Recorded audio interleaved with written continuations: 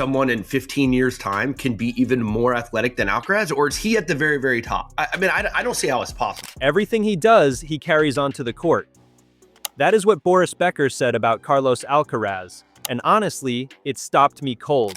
Because right now, at 23 years old, this kid has finally shown us the one thing we all suspected, but nobody wanted to say out loud. The perfect story has a crack in it.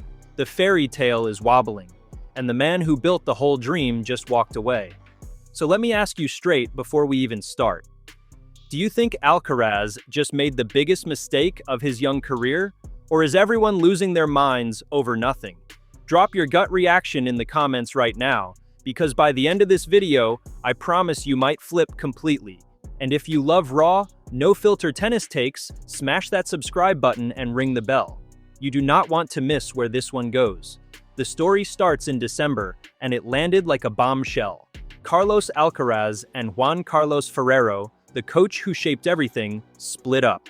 Just like that. Over. Finished. Think about how huge that is for a second. Since 2019, Ferrero took a skinny teenager from a small Spanish town and molded him into a world number one. Wimbledon twice, the French Open, the US Open, one giant trophy after another. These two looked glued together, laughing on the practice court, plotting in the corner, crushing everyone in sight. This was not just a good partnership. This was the gold standard the whole sport pointed to. Nobody saw the breakup coming. Not the reporters, not the retired legends, and definitely not Mats Wilander, the 7-time Grand Slam champion, who sat down with Eurosport and basically admitted his jaw hit the floor. He said if he had ever seen two people work better together than Carlos and Juan Carlos, he honestly did not know who they were. To him, they looked made for each other. They brought a smile every time Carlos stepped on court. It looked like the perfect climb, step by step, exactly how a career is supposed to grow. And then, suddenly, it was gone. Here is the part that makes your head spin. A man who has watched tennis for 40 years, a guy who has seen 100 coaching duos come and go, called this one the best he had ever witnessed. That is not a small compliment. That is a legend telling you this pairing was special. So when it blew up out of nowhere, of course people started whispering. Of course the rumors started flying. What went wrong? Who pushed who? Was it money, ego, a woman, a fight behind closed doors? Everybody wanted a juicy reason. Everybody wanted a scandal with a villain and a victim. But sometimes the real answer is quieter than the gossip. And honestly, it is scarier too. Because here is what Alcaraz actually did next. And this is where your ears should perk up. He did not go hire another famous coach. He did not chase a big name off the market. Instead, he pulled his own family closer.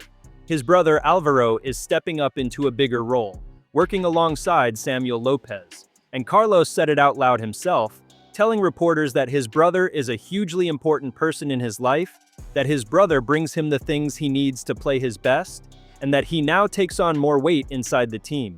Sounds sweet, right? Family sticking together, blood over business, a brother having your back when the famous coach walks out the door. But hold on, is that actually smart? Or is that the exact moment we all should have started worrying? Wilander did not just express shock and move on. He dropped a warning, and he did it carefully, like a man who knows he is about to poke a hornet's nest of angry fans. First, he calmed everyone down. He made it clear that Ferrero leaving will not hurt Alcaraz in the big on-court moments. Picture it. Third set, 3 games all, 15-30, one massive point coming up. Wilander says that in that exact heartbeat, the missing coach means almost nothing. Why? Because Carlos makes his own calls out there. He is not a robot waiting for orders from the box. At the highest level, when the pressure is boiling, the champion decides for himself. Fair enough. That part sounds like good news. But then Wilander pivoted and the whole mood changed. The danger, he explained, is not the match. The danger is the day, the breakfast, the dinner, the warm-up, the long, boring hours between the cameras when nobody's watching. Ferrero was in all of those moments, every single day for years. He was the steady adult in the room. And now that steady voice is gone, replaced by the people who love Carlos the most in the world. Here is why that matters, and stay with me, because this is the heart of it. Ferrero was more than a tennis brain. He was the buffer. He stood between Carlos and his family. When emotions ran hot, when a parent wanted to say something in a tense moment, Ferrero was the Grand Slam champion who could step in and say calmly, "I have been here, I know this feeling, do it my way." He could overrule the emotional stuff because he had the trophies to back it up. He had the authority nobody could argue with. Now think about what happens when that buffer disappears. The Alcaraz family's beautiful, and I mean that. His father put a racket in his hand and coached at the local club. His mother is always in the stands. His brother travels the world with him. That closeness is genuinely lovely, and it is a big reason this kid stayed grounded while fame tried to swallow him whole. But love and coaching are not the same job, and when they get mixed together, tennis history is packed with wreckage. Because here is the ugly truth about family in the box. The lines blur. Emotions start winning arguments that logic should win. Hard decisions get dodged because nobody wants to upset the people they eat dinner with. The cold, honest, professional voice, the one that says, "You are wrong, fix it," quietly fades away.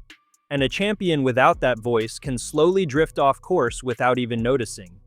So ask yourself this: Alvaro loves his brother more than anything, but has he ever won a Grand Slam? Has he ever coached a world number one through a brutal season? Has he ever felt the strain of defending a major title with the whole planet watching? He knows tennis, sure. Yet knowing tennis and steering the best young player alive through the storm are two totally different animals. Let me put it in plain terms. Imagine you are having the worst week of your career. Your timing is off. Your confidence is cracking. The press is circling. In that dark moment, who do you want in your corner? A brother who feels every one of your losses like a punch to his own gut, or a calm ex-champion who has survived the exact same slump and can look you dead in the eye and say the hard thing without flinching? Family feels the pain with you. A pro coach cuts through the pain and fixes it. Those are not the same tool, and Carlos just traded one for the other. And here is the sneaky danger nobody mentions. When your coach is also your brother, firing him is basically impossible. You cannot bench your own blood. You cannot send your family home from a tournament because the tactics are not working. The normal escape hatch every player has, the ability to change course when a voice stops helping, quietly gets welded shut. Suddenly, the team cannot correct itself, because correcting it would mean a family fight at Christmas dinner. That is a trap dressed up as loyalty. That is the gamble. And Wylander, in his polite veteran way, basically told us it keeps him up at night. Do you agree with him? Or do you think the family knows Carlos better than any outside coach ever could? Let me know below, because this next part is where things get wild. When someone asked Wylander who should replace Ferrero, he did not hesitate for even a second. He fired back with a name that stopped the entire tennis world in its tracks. Roger Federer. Yes, that Roger Federer. Now before you laugh, listen to his reasoning, because it is actually smart. Wylander said the new voice should be a Grand Slam winner, but not one who plays like Carlos already plays. Andy Murray, for example, is too similar. Too much of the same flavor. What Alcaraz needs is contrast. A different brain, a different style. Someone like John McEnroe, Stefan Edberg, or the big one, Federer. Then Wylander dropped the line that sent shockwaves everywhere. He said Federer could help Carlos with the exact parts of his game where he feels least comfortable, and that the Swiss maestro would be the perfect coach for him. Picture that for one glorious second. The most elegant player who ever lived, coaching the most exciting young star on the planet. Federer's soft hands, his sneaky variety, his genius for reading a point 3 shots early, all of it poured into a kid with rocket power in both arms. That is not a coach, that is a cheat code. And it gets more emotional because Alcaraz has worshipped Federer since he was 12 years old. The Swiss was his idol, his poster on the wall. Imagine Roger sitting in Carlos's box at a Grand Slam, whispering advice during changeovers, guiding his childhood hero into legend. It is almost too pretty to picture. But come on, let us be honest with ourselves. Tim Henman, the former British star, walked in and poured a giant bucket of cold water on the whole dream. He said with that knowing little smile that he is not sure Federer is the right man, or that Roger even wants to coach at all. And he is right. Federer has said again and again that coaching does not interest him. Not on tour, not for a superstar, not even for his own kids. The man is enjoying his retirement, playing golf, living free, Far away from the grind he escaped. So the dream dies fast. Wylander gives us a fairy tale, and reality shuts the door. Yet here is what Wylander said that we should not skip over, because it is the practical part hiding under the fantasy. The modern tennis calendar is a monster. No single coach can travel 40 weeks a year without burning out. That is why top players now keep several voices in their heads, different experts for different jobs. Fine, that makes sense. But Wylander drew a hard line. Those voices should be professional voices, people who fought at the top and know what winning demands, not relatives who might struggle to switch off the family part of their brain when the tough calls arrive. Read between the lines and you can hear what he is really saying. Alcaraz is filling a professional hole with a personal solution, and that might feel warm and safe today. But warmth does not win you a 5-set war when your body is screaming and someone across the net refuses to miss. Which brings us to the part nobody in the Federer fairy tale wanted to talk about. You clicked because you wanted drama. So here is something scarier than any coaching gossip. The truth, and it lives inside Alcaraz's own body. Boris Becker went on air and said the quiet thing loud. He pointed out that Alcaraz keeps losing sets, keeps dragging matches past 3 hours, keeps turning every round into a slugfest. Sinner, meanwhile, wins clean, straight sets, quick and cold. Becker said that habit naturally saves energy, and over a long career, that is a giant advantage. Read that again slowly, because it is not really about one match. It is about a design flaw in how Carlos plays the game. His style is why we love him. The mad sprints, the drop shots from nowhere, the refusal to take the easy road. That chaos filled stadiums and won him 7 Grand Slam titles before he could legally rent a car in some countries. But that same chaos is quietly wrecking him in the background. It crushes his recovery time, it stacks stress on top of stress, and it drops him into the clay season already running on an empty tank. Now here is the pattern, and once you see it, you cannot unsee it. Every single clay season of his career, he has broken down. In 2024, a forearm problem wiped out his Monte Carlo and Barcelona runs. In 2025, he limped through the Barcelona final with an injury, then pulled out of Madrid days later. And in 2026, a wrist injury knocked him out of Barcelona and Madrid back-to-back, with his arm in a cast. Different body part, same sad story, year after year after year. Bad luck happens once, maybe twice, but this is not luck. This is a system producing the same result on schedule. Doctors even have a name for it, cumulative load. It just means the total stress piling on a body over time, mixing how hard you play with how little rest you get.